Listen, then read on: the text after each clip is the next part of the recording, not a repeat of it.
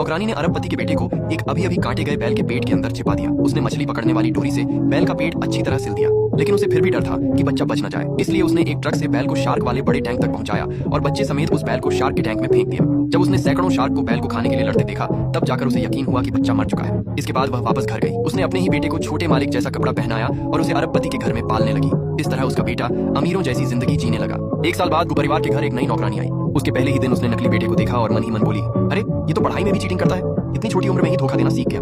ये पक्का परिवार का खून नहीं है। लेकिन बूढ़े दादा ने अचानक उसकी बात सुन ली। दादाजी देखिए, मुझे फिर से A+ मिला, मैं क्लास में फिर से पहले नंबर पर आया हूँ। अच्छा है, लेकिन पढ़ाई के नंबर पर इतना खुश क्यों हो रहे हो? तुमने तो नकल करके नंबर लिए हैं, इतनी छोटी उम्र में ही चीटिंग करने लगे। साफ है कि तुम परिवार के असली खून से नहीं हो। कौन कौन ऐसा कह रहा है दादाजी?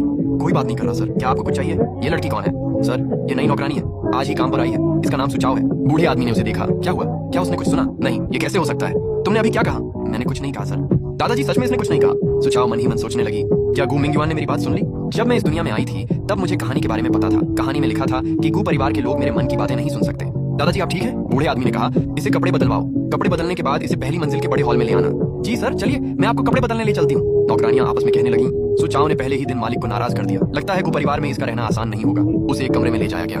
अंदर जाओ और अपने लिए सही कपड़े ढूंढो, मैं बाहर इंतजार करती हूँ। उधर बच्चा चिल्लाने लगा, शुआन शुआन नीचे आओ, अब तुम इतनी बड़ी हो गई हो कि दादाजी तुम्हें गोद में नहीं उठा सकते। नहीं नहीं, मुझे दादाजी की गोद में ही रहना है, जाओ अपने परदादा के साथ खेलो। बूढ़े आदमी ने कहा, ये नई नौकरानी है, इसे देखो। सुचाव ने मन ही मन कहा, गू परिवार का मुखिया सच में बहुत अमीर और ताकतवर दिखता है, लेकिन अफसोस उसका पोता गुओटिंग असली गू परिवार का बेटा नहीं है और उसका परपोता भी उस हू परिवार के बड़े बेटे का बच्चा है। बूढ़ी महिला अचानक बोली, कौन कौन बोल रहा है?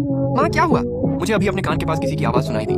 माँ, यहाँ तो कोई नहीं है, शायद ज्यादा काम करने की वजह से आपको ऐसा लग रहा है। हाँ शायद ऐसा ही है। कुछ देर बाद बूढ़ी महिला ने कहा, चूंकि ये नई नौकरानी है, इसे गू परिवार में ही रहने दो। मिस लू, इसे नीचे ले जाओ और काम दे दो। जी, एक कपड़ा लो और हॉल का फर्नीचर साफ करो, काम में आलस मत करना। जी मिस लू।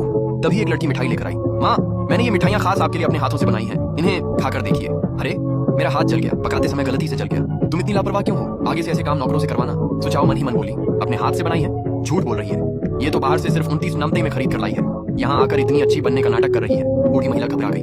आखिर कौन बोल रहा है? मैडम माफ कीजिए, क्या मैं मेज साफ करते समय ज्यादा आवाज कर रही थी? दूसरी नौकरानी बोली। यंग मैडम अपनी माँ का कितना ख्याल रखती है, ये फूल वाली मिठाई देखकर तो सच में लगता है कि उन्होंने खुद बनाई है। बूढ़ी महिला ने अचानक कहा, बैठो मिस लो। फिर वह चिल्लाई, जल्दी से परिवार के डॉक्टर को बुलाओ। जी मैडम। माँ। बेटा अपनी माँ को कमरे में ले गया। डॉक्टर ने जांच की और कहा, मैडम बिल्कुल ठीक है, उनका ब्लड प्रेशर और दिल की धड़कन भी सामान्य है, शायद वह बहुत ज्यादा थक गई है, उन्हें कुछ समय से ऐसी आवाजें सुनाई दे रही हैं, थोड़ा आराम करने से वह ठीक हो जाएंगी। ठीक है डॉक्टर, आप जा सकते हैं। बेटे ने अपनी माँ से कहा, माँ आपने तो मुझे डरा ही दिया था, डॉक्टर ने कहा है कि आप बिल्कुल ठीक हैं, ज्यादा चिंता मत कीजिए। क्या आप परिवार की किसी परेशानी को लेकर बहुत तनाव में हैं? माँ, शायद हमें किसी अच्छे डॉक्टर से दोबारा सलाह लेनी चाहिए। बच्चा बोला, दादाजी मैं कुछ देर इनके साथ रहना चाहता हूँ। बूढ़े आदमी ने कहा, माँ आप पहले आराम